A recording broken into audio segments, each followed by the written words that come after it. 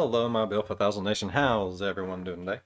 Hopefully, everyone's having a great day. If not, hope it gets better from here. Alright, we are back with another Watcher. And this one is titled The World's Greatest, Rudest Samurai Puppet History.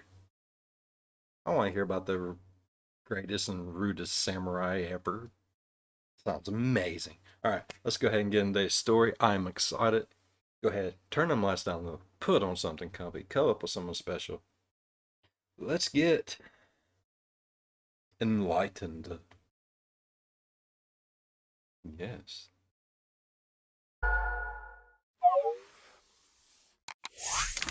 Welcome one and all to Puppet History Online University. Today, we'll be taking an ever-winding look Hello, Professor. at yet another chapter in the heavy book we call history, while our guests ruthlessly compete for the coveted title of History Master. I am obviously your beloved host, the Professor. Thank you. Ryan Bergara, are you ready? Yeah, let's do this. Special guest, Garrick Bernard, are you ready? Yes, I'm ready. Well then, let's crack in. To start us off, have either of you ever been in a fight? Not an argument, but a real, physical altercation. Unfortunately, yes. Oh, no. I have too, but I was very young, so I almost feel like it doesn't qualify. That counts, you know, fights happen when you're young. Yeah. Kids are mean. That is true. This kid was being very mean. He was being rotten. I picked him up over my head and I slammed him into the ground. Oh my God.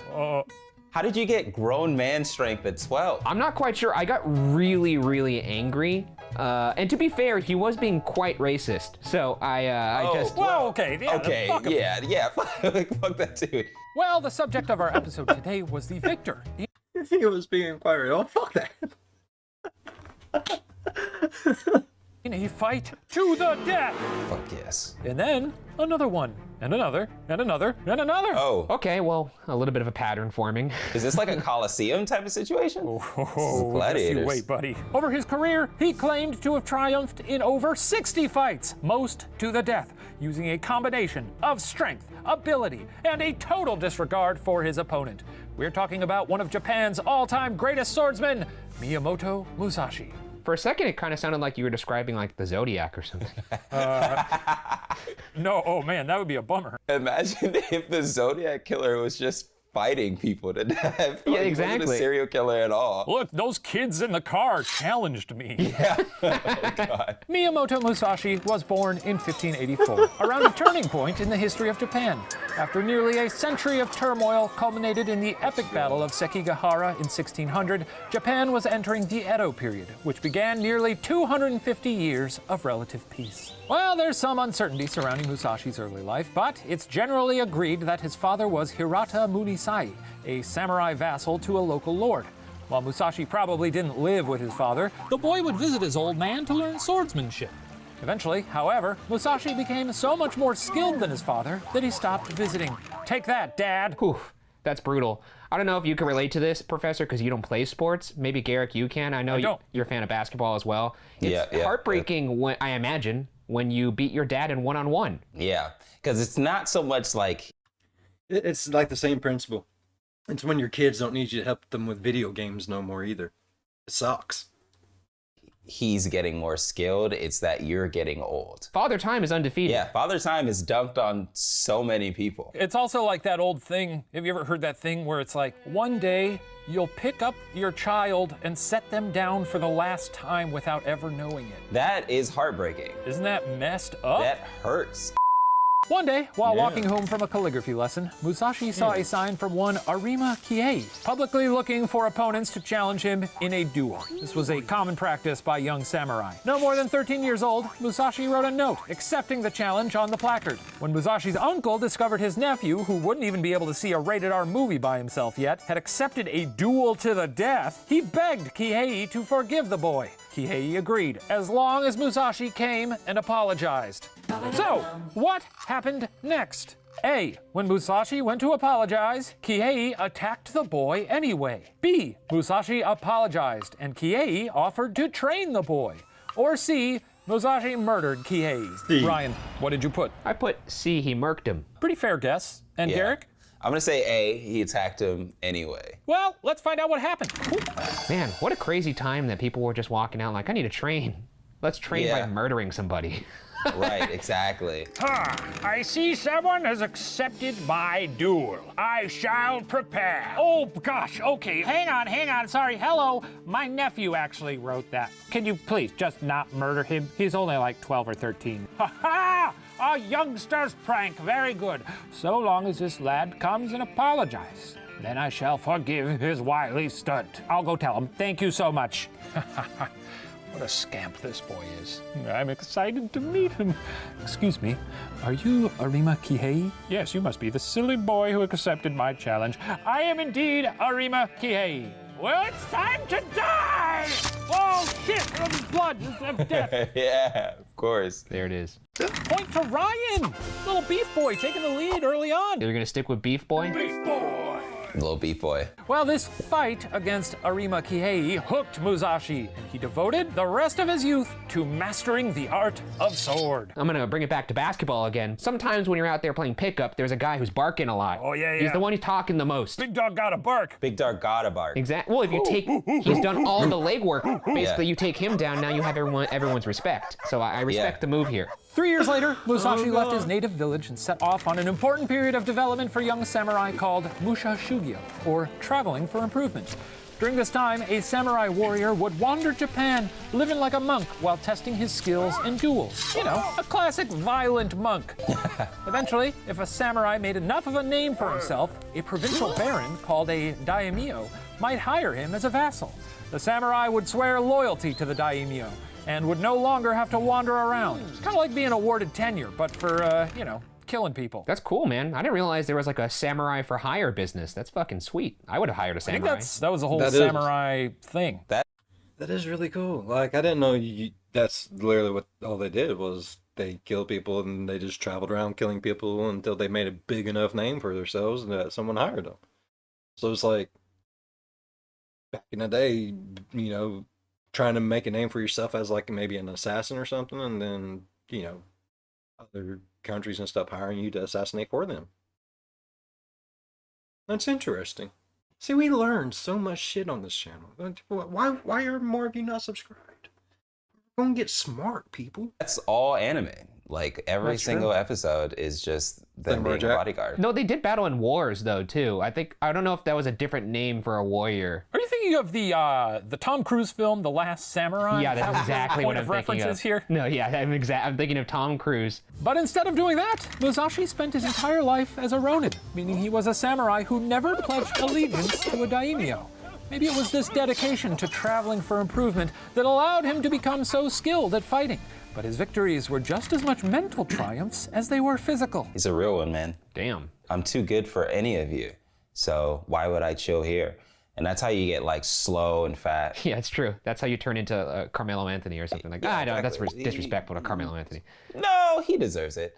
Anyway, What's his BC at this point, his body count? He's about 20 here. damn, 8 years. That's a lot of You gotta time. just sort of extrapolate. Wandering for 8 years, how many towns or villages Yeah. have like top samurai? He's probably just walking in and being like, all right, who's the best? Let's get it on. He's probably like 10 bodies deep. That's a pretty respectable guess. I'm gonna give you a history point for that. There it is. Good conjecture. Ah! In the spring of 1604, Musashi was around 20 years old and hanging around Kyoto when he came across the Yoshioka family.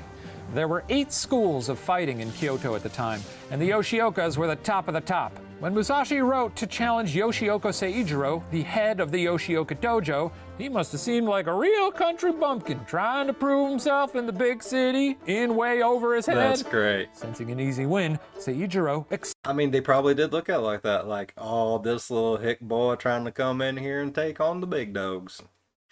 Let's send him back with his tail between his legs. Guarantee it. accepted the challenge and let Musashi pick the time and place. Big mistake.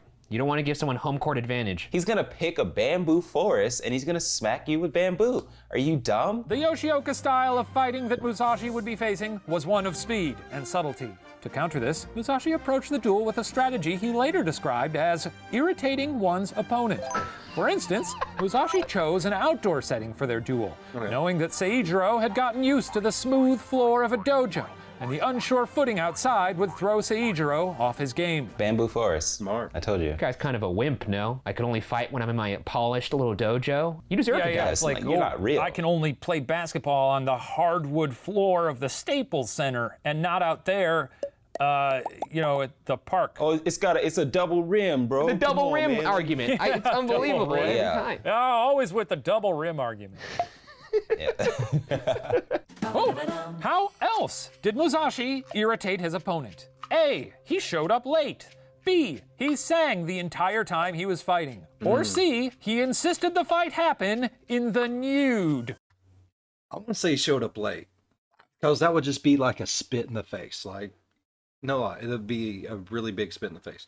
You're some country bumpkin in their eyes coming into the big city living a fighting samurai, and you gonna be late? I think it was late. Oh, man. All right, Ryan, what do you got? I went C, peens out. Garrett, what'd you put? I went A. He showed up late, like super late. That's actually Just funnier like- to me. Yeah, it's so much funnier to just be like, time and place. Yeah, I'll say the time, but I'll show up whenever. Well, point to Garrick. In a classic a-hole move, he showed up well after the time that he himself set for the duel. It's so funny. He probably showed up with Chick-fil-A. Yeah, dude. He says, oh, I'm sorry. I just had to get a coffee really quick. Musashi put himself in Seijiro's place and There's a wreck on the I-95, and traffic backed up for days, bro. realized the longer Seijiro had to wait, the more time he would have to consider his own death.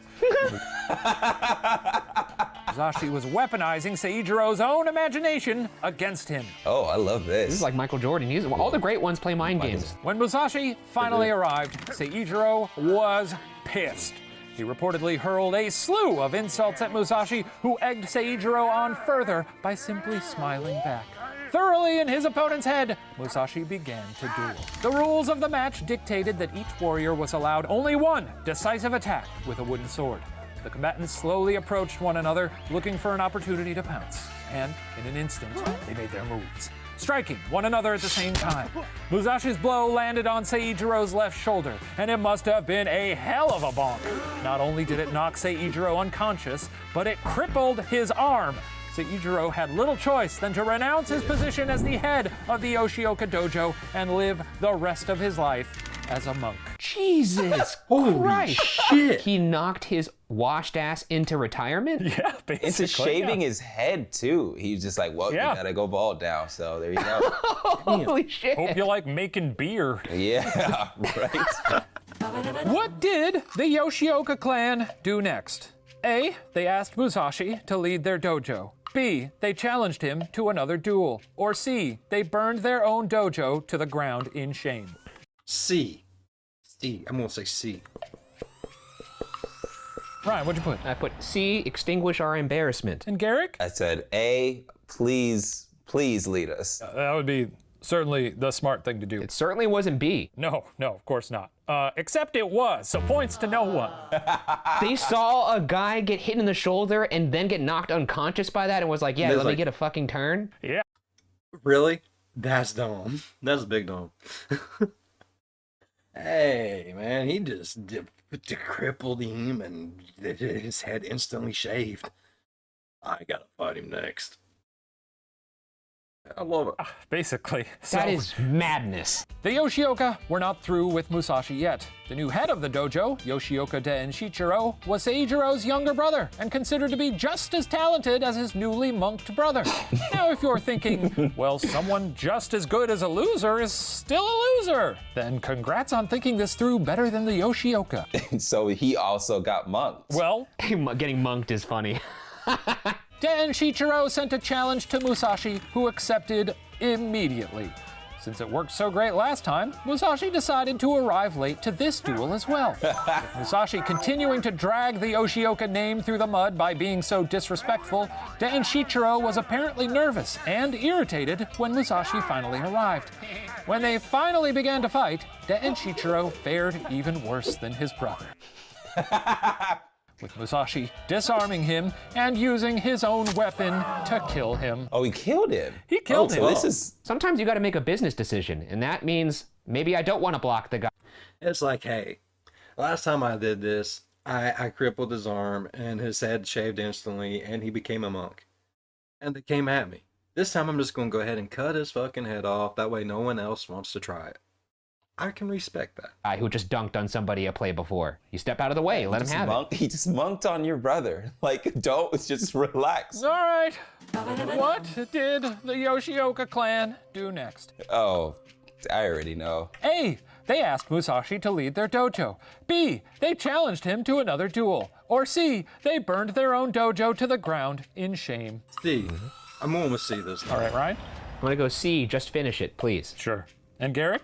I'm gonna go B because they're fucking idiots and they're just gonna keep on going down the line. He's probably A point to Garrick. Wow. Wow, dude, unbelievable. So disappointing. Losers. Why? At this point, Definition you're of just... insanity. It's a definition of Kill insanity. the pawns. As you Kill the pawns. Fuck it. Are you... Aw. People are stupid.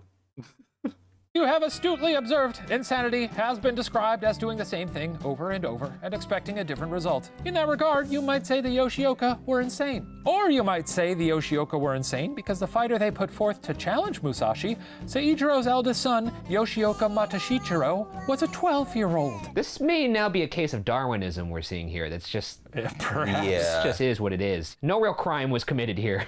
If this was any samurai movie, Yeah. I think what'll happen is either A, he'll die by the 12-year-old, or he'll see himself in the 12-year-old and be like, I'll train you, boy. I like that Let's second find out. option. That's beautiful. That second option second is option. very I like sweet. he's just yeah. gonna It's say more it. than the family deserves, I'll say that. For sure, 100%. The Yoshioka clan was desperate. Their reputation was suffering, and they really needed a W to restore it. Therefore, in addition to Matashichiro, the family would be sending several archers and riflemen to ensure Musashi could not humiliate them any further. That's disrespectful. That's some like Commodus shit in Gladiator. Yeah. Okay, yeah, That's some Gladiator. bullshit. To his credit, or depending on how you look at it, not to his credit, Musashi took this challenge from a preteen very seriously. After all, he'd only been 12 or 13 when he won his first battle, so Musashi had good reason to prepare seriously for this fight. Good move. Self-awareness. Good move. You like to see it. Now, having a bit of a history with the Yoshioka, and knowing they'd probably expect him to show up late, Musashi instead arrived at this third duel early and hid in a bush. What? A nice zag on him. just looking. As he watched the archers and riflemen arrive, Musashi did the only thing he could have done to survive the fight. He sprang out and killed Matashichiro immediately. With the young leader of the Yoshioka dead, Musashi was able to escape, having single-handedly destroyed a once-respected Kyoto clan. Rule of 3, man. You got to do something different on the third. Now, while there's plenty of stories of Musashi embarrassing other swordsmen throughout his 20s, He hid in a fucking bush, came up, killed a little kid, and ran away. Oh god, this is like one of the best history stories I have ever heard in my fucking life. And I'm loving every damn minute of it. it was his final battle that became his most famous. By the spring of 1613, Musashi had triumphed in nearly 60 straight duels. But Musashi wasn't the only decent fighter in Japan. Sasaki Kojiro was the principal sword master for one Hosokawa Tadaoki. It was rumored that Kojiro was a swordsman equal in skill to Musashi. And Musashi kind of wanted to find out if that was true. Musashi wrote a letter to Lord Hosokawa asking for permission to battle Sasaki Kojiro. Lord Hosokawa agreed and set the duel for 8 a.m. on April 13th on the island of Funajima. Oh, on the morning of April 13th, as the duel's appointed time approached, where was Musashi? A, still in bed. B, lying in ambush on the island. Or C, trying to steal a boat from a fisherman.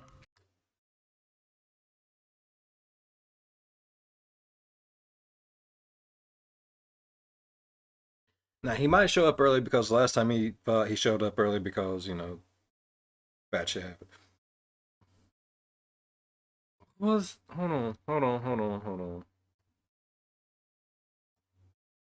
Lying in ambush on the island. There's a possibility. Still in bed, there's a very good possibility about that because he likes to do mind games with him. And the last one was getting a boat from fishermen. It could be that because, I mean, how else is he supposed to get to the island? I mean, it's not like he probably owns a boat or anything. I'm going to say C. I want to say C. Ambush on the island. Or C, trying to steal a C. boat from a fisherman. That sounds plausible. Now, before we get to the answers, worth saying, pretty cool to have a duel on an island. No, Yeah. I was just about to say, like, this kind of feels like when there's a big prize fight at the MGM Grand, which is why I chose A, napping. Garrick? I'm also going to choose A because I don't think he wakes up in single digits. 8 o'clock, I mean, no. Well, let's find out what happened. Whoop. Hello? Is this where Miyamoto Musashi is staying? Oh my God, yes, hello. Oh. What do you want? I was sent to see where you were. Come on, we gotta get up. I'm up. Jeez. What are you doing? We gotta go. I'm coming. Just need to wash up and get dressed. And I'll have some breakfast, maybe some waffles or something. Good God. Hello? Yes, what do you want? I'm looking for Miyamoto Musashi. Is this where he's staying? Yeah, who are you? I'm a second messenger. Why didn't you bring him? I'm trying. This dude's an a-hole.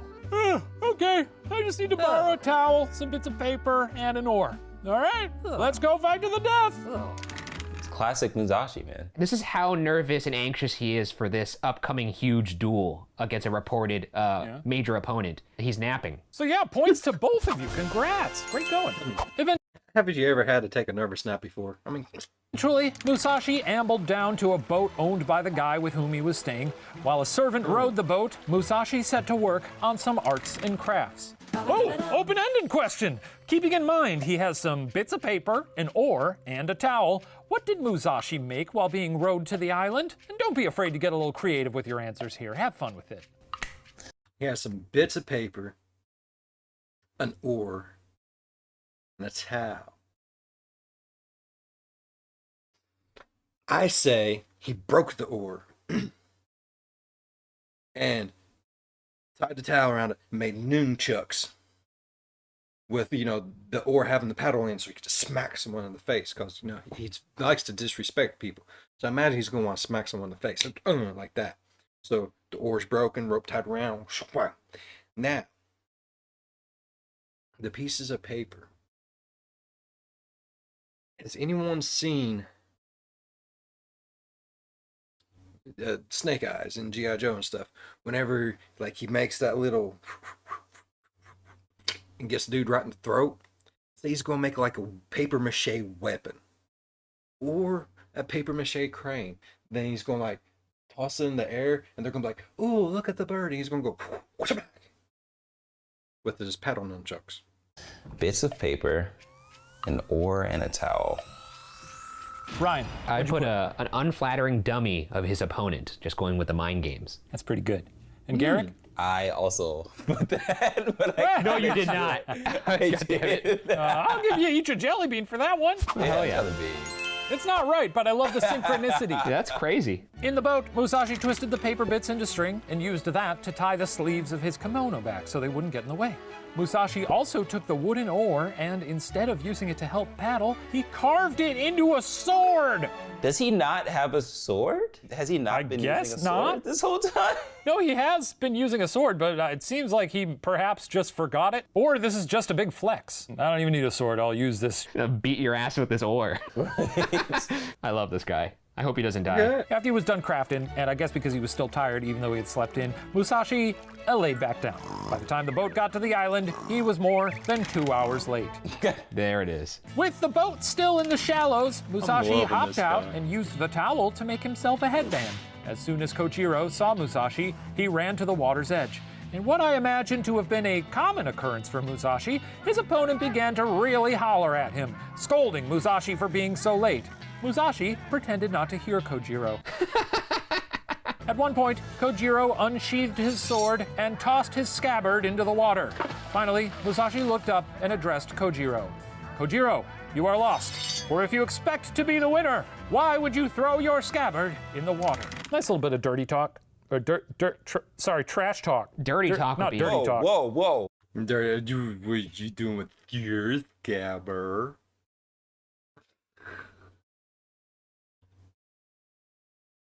Come over here.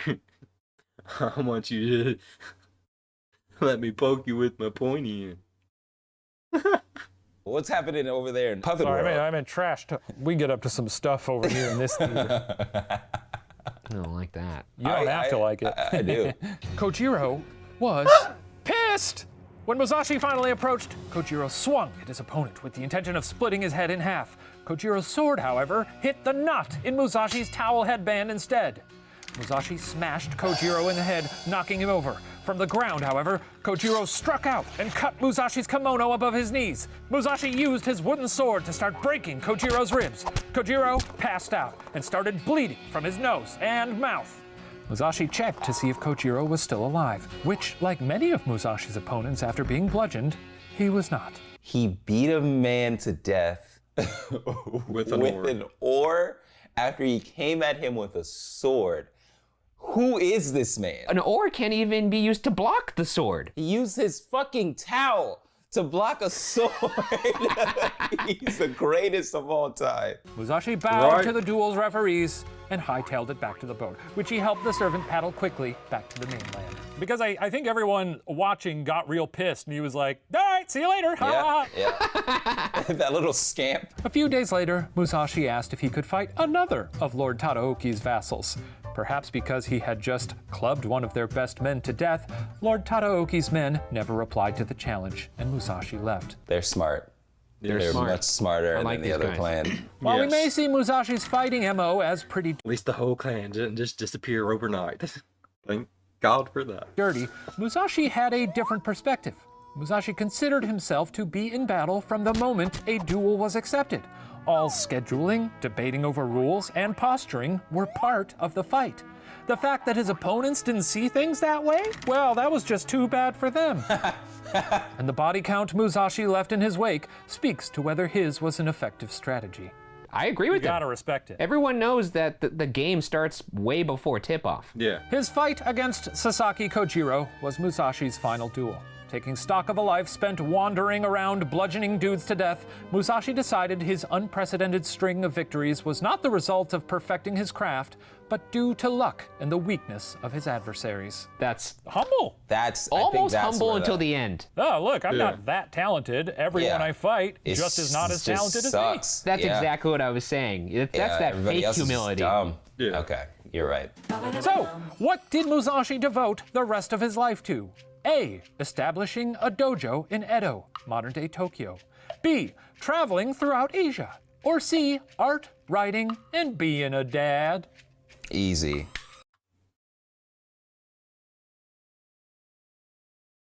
I'm gonna say C. Easy money. Ryan? This probably isn't right, but I'd love to see him be a dad. Pass on the Alright, yeah. lineage of Yeah. Yeah, bludgeoning. he's gonna be an artist. Well, points to both of you. There it is. I Yeah. love it. Love to Watch hear it. any samurai movie. They always end up Yeah. with the sleeve and they're doing They the... chill out. They chill. Between 1615 and 1624, Musashi adopted 2 children, Miyamoto Mikinosuke and Miyamoto Iori. Musashi came across Mikinosuke when the boy was 14 or 15. Mikinosuke was tending to Musashi's horse, and Musashi was pretty impressed with the boy. So much so that Musashi asked the boy if he'd like to be his son. Hey, Hey, you want to be my You son? want to be wanna- my boy? I like the way you're tending to this horse. Mikinosuke was flattered, but informed Musashi that he was already some other people's son. Yeah, That's how that works. Yeah. right. They were old, and they needed Mikinosuke to help take care of them. So, what did Musashi do? No. A. He killed Mikinosuke's parents. B. He bought Mikinosuke from his parents. Or C. He adopted Mikinosuke's entire family, parents and all. Aw. please, God. Oh God. I wanna be wrong. Ryan, what? Okay, I want it to be C, that he adopted the whole family, because that'd be just like sweet as shit. But I have a feeling that he killed the whole family, so. do you got? I put C, not because I think what's right, but because I want it to be right. I want that to be the truth. Sure. But I got a feeling he killed these 2 parents. Yeah. Derek? I say he killed those 2 parents. Well, thankfully, and a little horrifically, the answer is B. So points to neither of you. That's not as bad. I mean, thank God. Musashi went to Mikinosuke's parents, told them how he wanted to adopt their kid, and they said, sure. In return, Musashi gave the parents some money so they wouldn't struggle, and also stopped by the neighbor's house and kind of asked them to check in on Mikinosuke's former parents from time to time. Mikinosuke was his son now. Cool.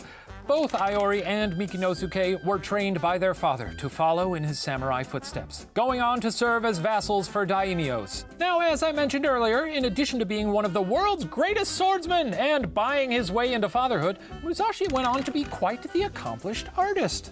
He designed the town Edakagi on Hoenshu and the temple gardens of Enakuin on Hoenshoji, and excelled at painting. His painting style is often compared to his sword style, as it prioritizes the execution of a perfect, irreversible stroke. Oh! What subject is Musashi best known for painting? A. Birds. B. Large landscapes. Or C. A genie who insists I owe him, but is clear. Him and his fucking genie. I'm gonna say B. Clearly mistaken, and I wish I had a wish left so I could wish Musashi here to teach him a lesson. This genie thing it's getting strange, man. It's not even a bit anymore. It's like, people are talking. It's just a bit. You keep telling yourself that. Only doing this answer because I want to do this voice. Okay. Let's do it. Ryan, what do you got? A bird. Birdie, Very birdie, good. birdie. And Garrick? I'm gonna say B, all of the landscapes that he probably saw Just wet what I'm with going blood. wet with blood. Well, you can see the answer right here in one of his best-known paintings, Shrike on a withered branch. Beautiful. Cool. Point to Ryan. Birdie, birdie, birdie. Birds are all right. Probably pretty easy. You paint one bird, you got it down. You paint them all. Also, a shrike, and wings. it's a pretty brutal bird. Is it? I don't know much about shrikes, but obviously, yeah, we could see one right there. Pretty bird. They drop their prey on branches and impale them. Jesus Christ, not a pretty bird. Real What the fucked fuck? up. At the end of his life, Musashi wrote I didn't know that. Dude, smart. Shit.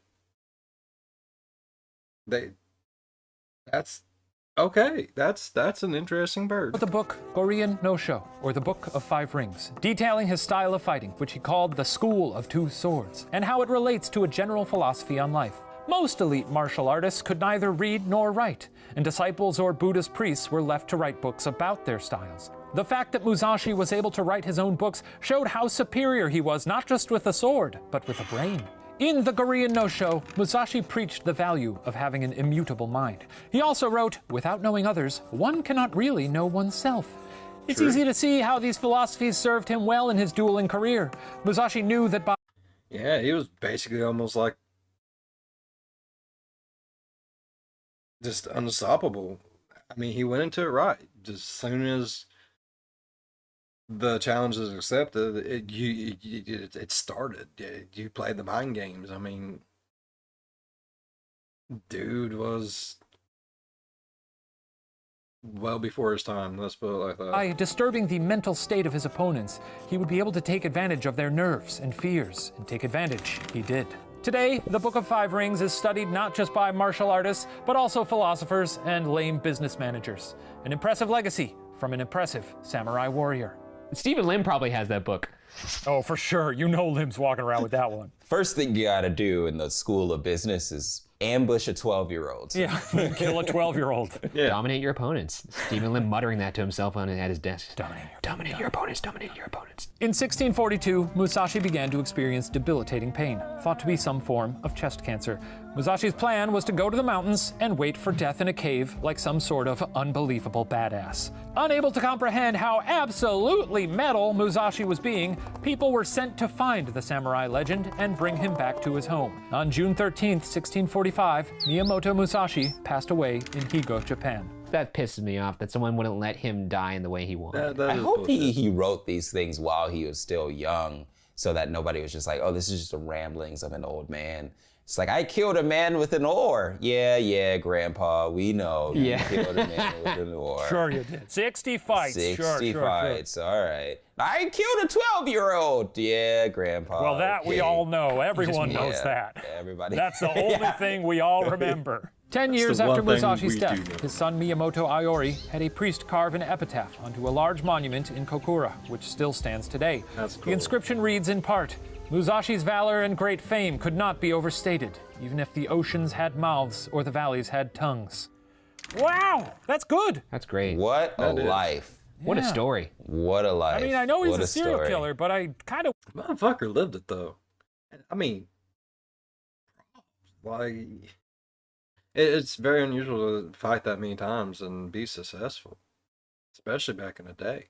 Wish he was my dad. Well, for the right price, he could be. Well, that concludes our history lesson. I'm gonna go tally up the scores to see who receives the Coveted Cup and the title of History Master. While I do that, please enjoy this special performance from one of the oars on Musashi's boat. Whoa! You've seen this show, right? Yeah. You see these dumb songs? They're not dumb. I like them. I know. Everyone does. You're not dumb. I hello. like them. Hey, I'm the oar from the boat. Yeah, I could see that. you okay? No, Musashi made a sword out of my friend.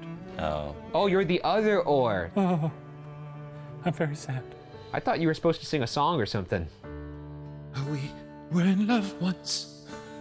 Or weren't we? Dipped into the sea. Just you and me, waiting in harmony. We were in love once. Or weren't we? But now I'm a sword, you see. Me and Musashi. Boy, we make 'em bleed. I long for the days our heads dunked under waves, how we splashed and we smooched, oh, remember. Well, now I'm a blade, and the one thing I crave is to slash and to swoosh and despair. We're meant to be, or are we? Now this samurai's cutting you down to size. We must be denser than wood to not realize. We just can't be, or can we? It's pretty clear to me you'd rather be weaponry on spilling door on the shore, and you're lost at sea. That was good. Beautiful. Oh, they're gonna kiss?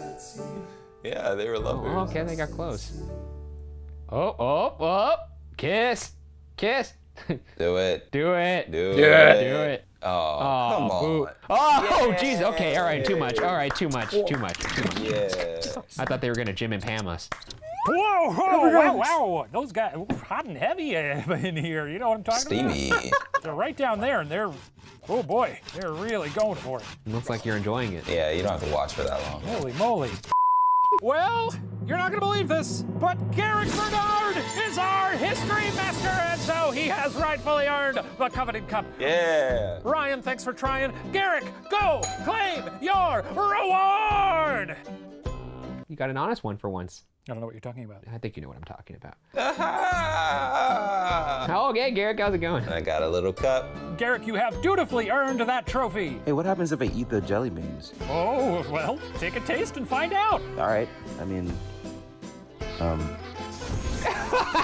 Holy shit. Yes, now you see the magical power of my wonderful little jelly beans. what the fuck?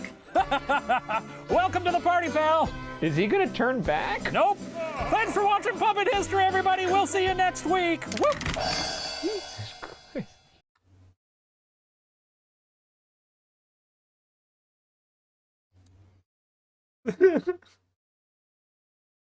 That's great. Oh no. This hurts. Oh, I love Watcher. I love Puppet History. I have so much fun. Hopefully, y'all have as much fun as I did. And if you did, go down there, leave a thumbs up. My face hurts. That was a great one. I really like that. Oh my god. Alright, if you all enjoyed today's story as much as I did, please go down there, leave a thumbs up. If you're a fan of the spooky, scary, strange, deranged things that just blow your mind from history, think about subscribing. We do a little bit of everything around here. Oh god, he got turned into a puppet from the jelly beans. Oh fuck.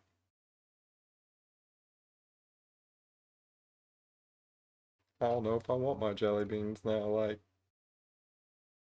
oh, if there's a hand up your butt, how you